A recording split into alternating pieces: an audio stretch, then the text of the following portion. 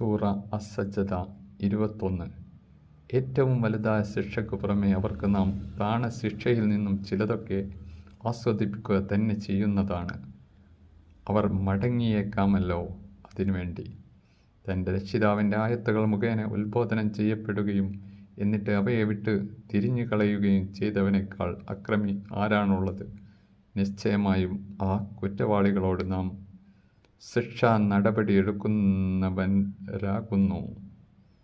അതെ, അള്ളാഹുവിൻ്റെ മാർഗം വിട്ട് വിയച്ചു പോയവരെ അള്ളാഹുവിൻ്റെ മാർഗത്തിലേക്ക് തന്നെ തിരിച്ചു കൊണ്ടുവരാൻ വേണ്ടി അള്ളാഹു അവന് ഭയങ്കരമായ ശിക്ഷ ലഭിക്കുന്നതിനു മുമ്പ് ചെറിയ ശിക്ഷ കൊണ്ട് പരീക്ഷിക്കുന്നതാണ്. ആ ശിക്ഷ കാണുമ്പോൾ അവൻ തൻ്റെ മാർഗം നന്നാക്കി അള്ളാഹുവിൻ്റെ മാർഗത്തിലേക്ക് തന്നെ തിരിച്ചു വന്നാൽ ഭയങ്കരമായ ശിക്ഷയിൽ നിന്ന് അവന് രക്ഷപ്പെടാം.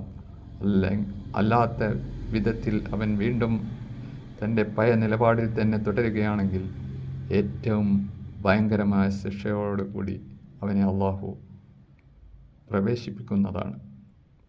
വീഡിയോ ഷെയർ ചെയ്യുക.